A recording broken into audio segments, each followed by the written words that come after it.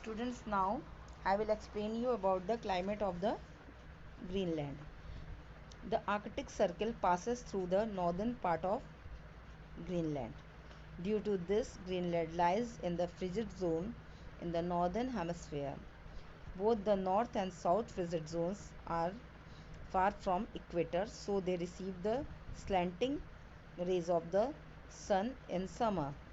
The sunlight is so weak that it is not even enough for warming the land.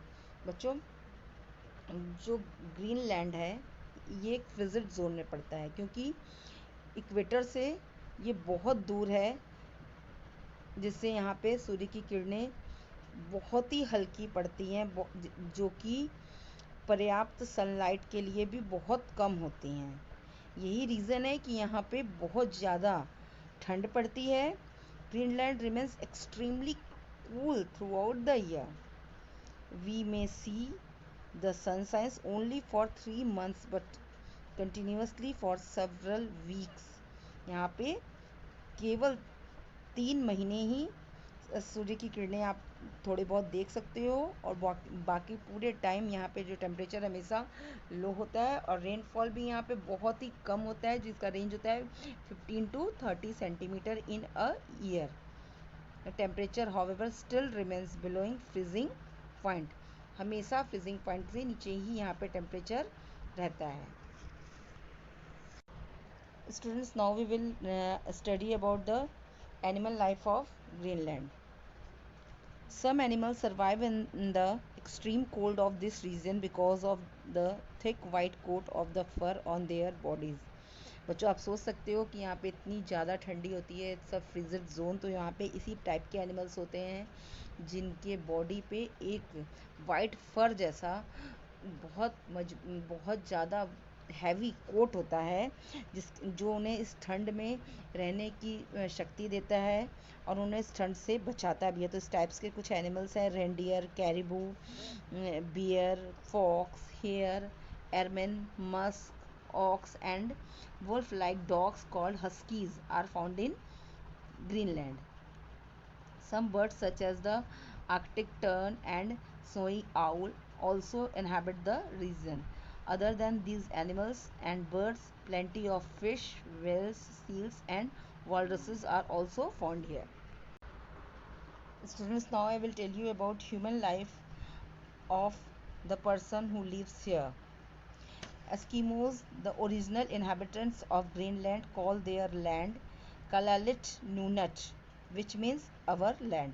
तो बच्चों, Kalalit Nunaat का meaning होता है our land, यानी अपनी हमारी धरती. Eskimos live in houses called igloos.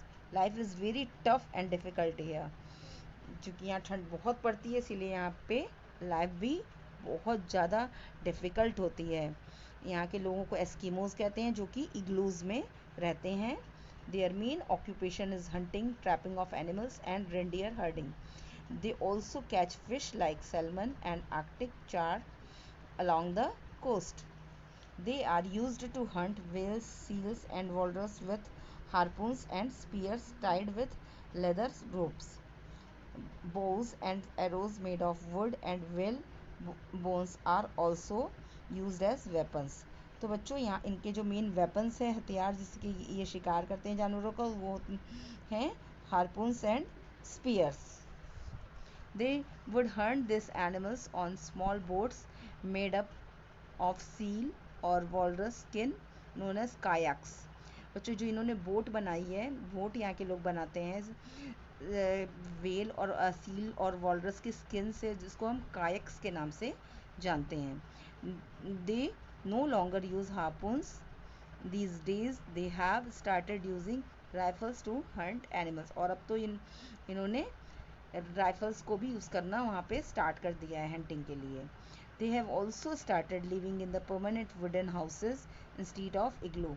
और बाद में उन्होंने इग्लू की जगह परमानेंट लकड़ी के हाउस बना करके भी रहना शुरू किया. Inuit live in Greenlands, northern Alaska and Canada. The Yupik live in western Alaska and far east region of Russia. Beside the Inuits, who are found in the tundra region, Laps are found in the northern parts of Scandinavia and Samoyeds. Yakuts and Tukis are found in Siberia. Thank you, everyone. Students, now I will tell you about plant life of Greenland. The soil is permanently frozen except in the summer season. Mooses, lynches, grasses, and bushes are the few plants growing in this region. A few flower bearing plants and berry bearing shrubs such as blueberries, cranberries, and wild currants are seen. Some of the inhabitants grow a few vegetables for personal consumption. It is impossible for trees to grow here. तो यहाँ पे बच्चों बहुत सारे पेड़ नहीं उगते हैं। अभी मैंने आपको जिनका नाम बताया, जैसे कि फ्रूट्स में ब्लूबेरीज, क्रैनबेरीज, मतलब जो कि बहुत ज़्यादा फ्रिजिड जोन में जिस तरह के प्लांट्स और फ्रूट्स ग्रो अप हो सकते हैं, वही यहाँ पे उगते हैं। क्योंकि यहाँ की जो सॉइल होती है वो पूरी तरह से फ्रोज़न होती है, इसलिए यहाँ पे हर प्रकार की वनस्पतियों का उगना पॉसिबल नहीं है।